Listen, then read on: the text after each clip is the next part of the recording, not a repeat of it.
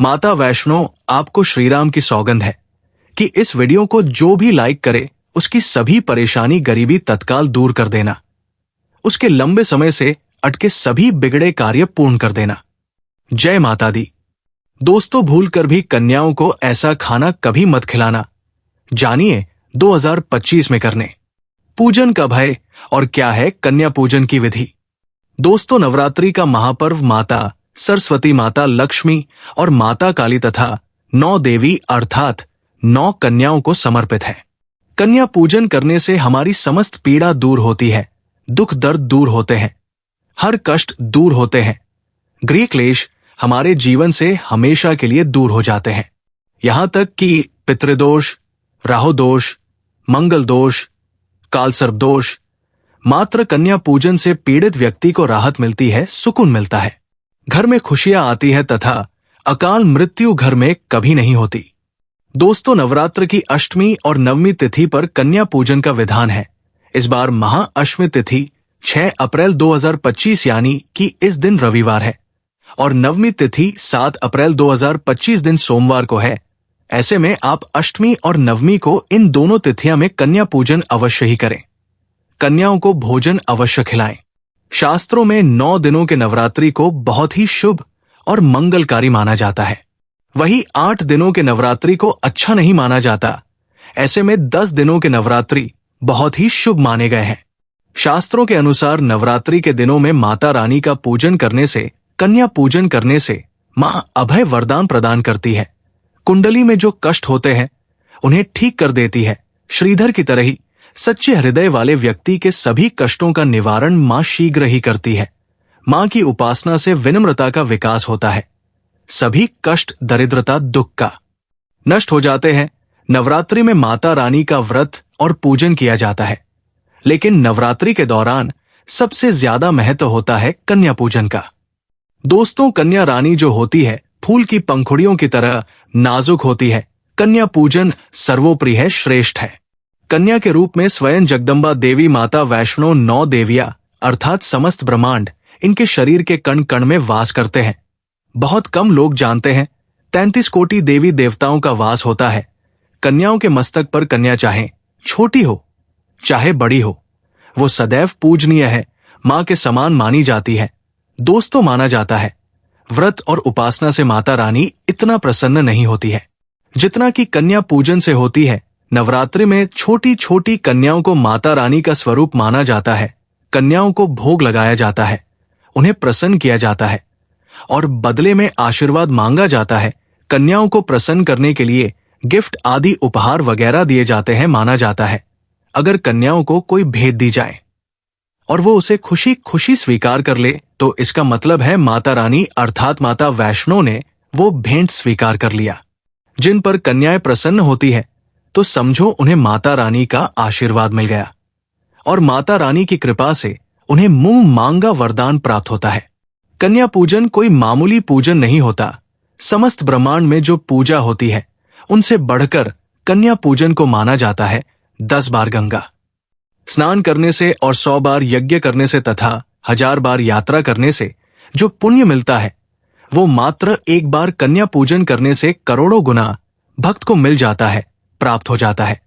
दोस्तों, इसीलिए कहा जाता है कि कन्याओं को सताना नहीं चाहिए, इससे समस्त ब्रह्मांड हिल जाता है। कन्याओं की जितनी सेवा की जाए कम ही होती है। कन्याएं कोई मामूली नहीं होती। कन्या के रूप में स्वयं उनके मस्तक पर विराजमान होकर स्वयं देवी चलकर आपके घर तक आती है। नवरात्रि में 2 साल से लेकर 10 साल तक की कन्या का पूजन होना चाहिए। अष्टमी अथवा नवमी को कन्याओं के पैर धोकर भोजन कराना, उपहार आदि देना श्रेष्ठ माना जाता है, दुर्लभ माना जाता है। ऐसा मौका कभी हाथों से नहीं जाने देना चाहिए। इस दिन जितना ज्यादा हो सके कन्याओं को हाथ पकड़कर, पैर पकड़कर अपने घर तक लेकर आए। दोस्तों, वीडियो में आगे बढ़ने से पहले आप अपनी राशि भी कमेंट बॉक्स में जरूर दीजिएगा। यदि हमारे पास कोई उपाय होगा तो वो आकर हम आपके कमेंट का रिप्लाई में बता देंगे। कोई भी राशि के अनुसार अगर उपाय करता है तो माता वैष्णो बड़ी प्रसन्न होती है और ऐश्वर्य धन प्रदान करती है, मालामाल बना देती है। इसीलिए राशि कमेंट में जरूर छोड़े और हाँ, माता को एक लाइक जरूर करे, लाइक करने में कंजूसी न करें। दोस्तों, कैसे करे कन्याओं का स्वागत कन्या? जब आपके घर आए तब सभी के पैरों को दूध और पानी से उनके पैरों को बुलाना चाहिए। खासकर मर्दों को कन्याओं के पर आवश्यक धोने चाहिए, इससे विष्णु प्रसन्न होती है। दोस्तों, फिर उसके बाद कन्याओं को किसी साफ जगह पर जमीन पर कपड़ा बिछाकर बैठाना चाहिए। उनके माथे पर अक्षत फूल और कुमकुम लगाना चाहिए। फिर उसके बाद भोजन ग्रहण करवाना चाहिए। लेकिन हमेशा याद रहे, कन्याओं की थाली में 3 पूरियां कभी ना रखें। इसे शुभ नहीं, घोर अशुभ माना जाता है। 3 पूरियां तथा 3 रोटियां मरने वाले व्यक्ति के लिए निकाली जाती है और जेल में कैदियों के लिए दी जाती है। ऐसे में कन्याओं को उनकी थाली में 3 पूरी कभी न दें, लेकिन 1-2 करके पूरियां दे सकते हैं। इससे 3 संख्या बढ़ जाती है और दोष भी नहीं लगता। दोस्तों, कन्याओं को खाना खिलाने के बाद अंतिम में कन्याओं के सर पर लाल चुनरी उड़ाना चाहिए और भोजन में आपको खीर, पूड़ी, हलवा, चना तथा आलू की सब्जी, छोले वगैरह की सब्जी खिलानी चाहिए। पनीर आदि भी खिलाया जा सकता है। वैसे माता रानी का प्रिय भोजन खीर, हलवा, पूड़ी और छोले आदि ही है, लेकिन भूल से भी लहसुन और प्याज का इस्तेमाल कभी ना करें, अन्यथा अनर्थ हो जाएगा। अक्सर कई लोग कन्याओं को कुरकुरे का पैकेट, चिप्स वगैरह का पैकेट खेलते हैं, जो कि घोर अनर्थ जाता है, क्योंकि इसमें लहसुन प्याज का इस्तेमाल होता है, जिसके कारण आपका व्रत खंडित हो सकता है। मां दुर्गा क्रोधित हो सकती है। जहां आपने 9 दिनों तक लहसुन प्याज का परहेज किया, लेकिन आपकी एक गलती पूरे व्रत को खंडित कर सकती है। इतना भी नादान नहीं बनना चाहिए कि माता रानी रुष्ट हो जाए और कन्याओं को भी अशुद्ध होना पड़े। कन्याओं को डब्बा बंद कोई भी ऐसी चीज न खिलाएं जिसमें लहसुन प्याज होता है। कई चीजें ऐसी होती है मार्केट में जिसके अंदर लहसुन प्याज का इस्तेमाल होता है। ऐसा आप कभी मत करना।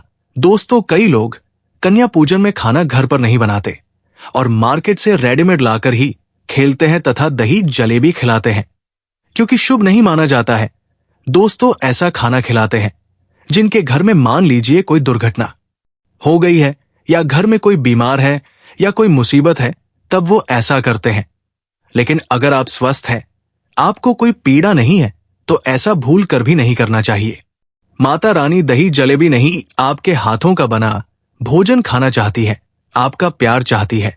फिर चाहे आप घर में एक ही पूरी क्यों ना बनाएं माता के लिए, पर आप स्वयं ही अपने हाथों से माता रानी को भोजन खिलाएं। देखिए, भले ही आप दही जलेबी खिला सकते हैं, परंतु माता को घर का बना हुआ शुद्ध भोजन ही अति प्रिय है, खासकर नवरात्रों के दौरान। घर में पका खाना अवश्य बनाना चाहिए। माता रानी बहुत प्रसन्न होती है। घर का बना पका खाना ही कन्याओं को खिलाना चाहिए। हमेशा याद रखें, कन्याओं को प्लास्टिक के बने दोने में खाना नहीं खिलाना चाहिए। ऐसे बटन पूजा पाठ के लिए शुभ नहीं अशुभ होते हैं, क्योंकि प्लास्टिक के ज्यादातर बटन जो होते हैं जानवरों की हड्डियों द्वारा बनाए जाते हैं। इसीलिए ऐसा पाप मत कर। ना कन्याओं को हमेशा स्टील के बर्तन या पत्तों से बने बर्तनों में ही भोजन कराना चाहिए, बहुत ही शुभ माना गया है। अगर पेड़ के पत्ते में भोजन कराते हैं तो माता अभय वरदान प्रदान करती है।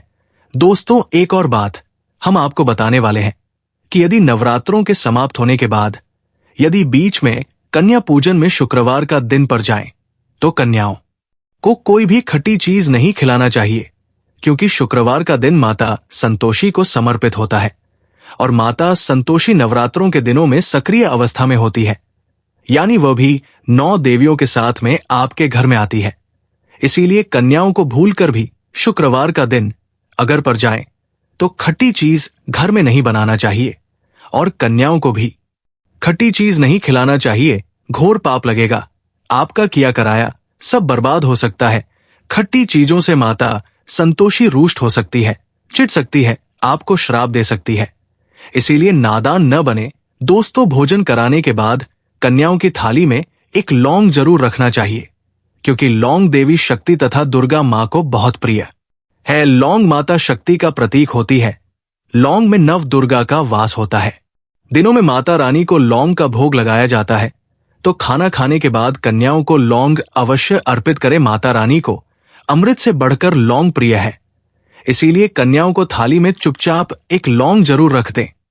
आपका भाग्य चमक जाएगा। माता लक्ष्मी आपके जीवन में धन की कोई भी कमी नहीं होने देंगे। दोस्तों, आपको बता दें, कन्याओं को उपहार में क्या दें। कन्याओं को खुश करने के लिए उनकी थाली में दक्षिणा डालें, ताकि आपके घर में संपन्नता बनी रहे तथा धन की कोई भी कमी ना हो। कन्या जब आपके घर से खुशी खुशी धन लेकर जाती है, तो वो भी आपको खुशी खुशी कई गुना आपको धन प्रदान करती है। इस समय कंजूसी मत करना। खुशी खुशी कन्याओं को धन अवश्य देना। कन्याओं को कोई सुन गिफ्ट दे सकते हैं। शास्त्रों में बताया जाता है कि कन्या जितना खुश होती है, माता रानी उतना ही जल्द फल की प्राप्ति प्रदान करती है। ऐसे में आप कन्याओं को चॉकलेट बॉक्स दे सकते हैं तथा खूबसूरत कपड़े दे सकते हैं। याद रहे, काले कपड़े ना दें।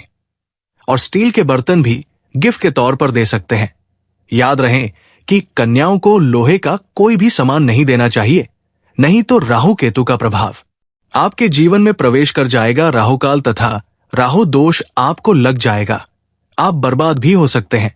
दोस्तों, जब कन्या अपने घर के लिए प्रस्थान करें तो उनके चरण जरूर छू लें और अपने मन में अपनी प्रार्थना को पूरा करें। सच्चे दिल से मांगी मुराद माता रानी अवश्य ही पूरी करती है। सच्चे दिल का मतलब होता है मन में कोई भी लालच न हो, और अगर वो लालच माता को पाने के लिए बन जाए तो उसे बोलते हैं सच्ची श्रद्धा और सच्ची भक्ति। ऐसी भक्ति के आगे स्वयं 33 कोटि देवी देवता आपको नमस्कार करते हैं। दोस्तों, नवरात्रों के दिनों में अगर मिल जाए आपको ये संकेत, तो समझो मां दुर्गा आपके घर में आ चुकी है। ये संकेत बताते हैं मां दुर्गा का आशीर्वाद आपको प्राप्त होने वाला है। तो आइए शुरू करते हैं। दोस्तों, पहला संकेत, आप कलश स्थापना करते हैं तो उसे निकली हरियाली बहुत ही शुभ मानी गई है। कहा जाता है कि से निकली हरियाली हमारे भविष्य में होने वाले अच्छे और बुरे होने का संकेत देती है। ये सभी बातें हमारे आने वाले साल का भविष्य बताती है। यदि आपने जॉब हुए हैं और वो किसी कारण वश नहीं हो पाए हैं, तो ये संकेत बड़ा ही मनहूस मान। कहा जाता है कि नवरात्रों में जो अगर सूख जाते हैं या बढ़ते नहीं हैं, तो आपको समझ लेना चाहिए कि ये साल आपका खराब होने वाला है तथा घर में कोई बीमारी आने वाली है, या दिन दुगनी रात चौगुनी आपकी कम होने वाली है या घटने वाली है। दोस्तों, ये धन हानि का संकेत माना गया है, क्योंकि आपने कोई न कोई गलती ऐसी कर दी होगी जिसके कारण मां रानी नाराज हो गई है। इसीलिए माता से आप क्षमा अवश्य मांग ले। मां अपने भक्तों को अवश्य माफ करती है। एक मां ही होती है जो अपने बेटे को, अपने लाल को हर गलती पर माफ करती है। लेकिन ऐसा बेटा किस काम का जो मां से माफी मांगे। इसीलिए माता रानी से अपनी गलती की माफी अवश्य मांग ले। मैया वैष्णो अपने भक्तों को कभी निराश नहीं करती, बल्कि उन्हें धन धान्य से और खुशियों से परिपूर्ण बना देती है। और दोस्तों, यदि हरे भरे हो जाते हैं तो ये शुभ संकेत होता है। इससे आने वाले समय में आपको बहुत ज्यादा ही धन लाभ होगा। माना जाता है कि 1 रुपए का सिक्का या चांदी का कोई भी सिक्का जो कि बीचों बीच में अगर मिट्टी में दबा दिया जाए तो घर में सुख समृद्धि आती है। माता लक्ष्मी दौड़ी दौड़ी चली आती है। जो कि अंदर हमेशा 1 रुपए का सिक्का अवश्य डालना चाहिए, जो को खाली नहीं रखना चाहिए। उसमें धन बगैर अवश्य डालना चाहिए। इससे माता का आशीर्वाद सदैव परिवार पर बना रहता है और जीवन में कोई भी संकट नहीं आता खाली, मतलब धन भी खाली, खुशियां भी खाली ही मिलेंगी। दोस्तों, नंबर 2, यदि आपकी नींद नवरात्रों के दौरान सुबह 4 बजे के आसपास खुलती है तो इसे बड़ा ही शुभ संकेत माना जाता है, क्योंकि ये समय ब्रह्मा मुहूर्त कहलाता है। इस समय देवी शक्ति अपने सच्चे भक्तों को ही जागती है। इस समय उठाना मतलब माता की कृपा प्राप्त करने के बराबर माना गया है। ये संकेत बताते हैं कि माता की सच्ची भक्ति का प्रभाव आपके ऊपर हो चुका है और माता रानी आपको जल्दी ही कोई खुशखबरी देने वाली है। आपकी सच्ची भक्ति से बहुत खुश है। दोस्तों, नंबर 3, यदि नवरात्रि में आपका मन प्रसन्न होने लगे, पूजा पाठ में आपका मन लगने लगे, पूजा करते समय मन का शांत होना, यह दर्शाता है कि आपको बहुत जल्द मां की कृपा प्राप्त होने वाली है। माता रानी आपकी भक्ति से बहुत खुश है। आपकी भक्ति माता रानी को आनंद दे रही है। ऐसे व्यक्ति को समझ जाना चाहिए कि उसके जीवन में आप अच्छा समय आने वाला है। दोस्तों, नंबर 4, नवरात्रों के दौरान अगर मां के गले से फूल गिर जाए तथा जौ के हरे भरे पत्ते अगर बिन हवा के हिल जाए तो इसे अति उत्तम माना गया है। ये संकेत बताता है कि माता रानी का आगमन आपके घर में अस्थायी रूप से हो चुका है। आपको माता लक्ष्मी की कृपा प्राप्त होने वाली है। ये संकेत कुछ खास लोगों को ही दिखाई देते हैं। माना जाता है कि पूजा करते समय अगर धुआं अधिक बढ़ जाए तो इससे ये पता चलता है कि आपके घर से गरीबी हमेशा हमेशा के लिए जाने वाली है।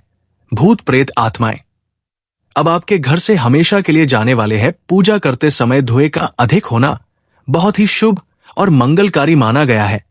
ये संकेत भविष्य में अच्छे परिणाम को दर्शाते हैं। दोस्तों, नंबर 5, द्वार पर गाय का आना। वेदों में बताया जाता है कि नवरात्रि के दौरान गाय माता का घर में आना बड़ा ही शुभ संकेत माना गया है। नवरात्रि में द्वार पर गाय का आना अत्यंत शुभ है। यदि आपके भी द्वार पर गाय आती है तो गाय के माथे पर कुमकुम लगाना ना भूले तथा गाय को रोटी जरूर खिलाएं। इससे मां दुर्गा अत्यंत प्रसन्न होंगी और आपकी झोली खुशियों से भर देंगे।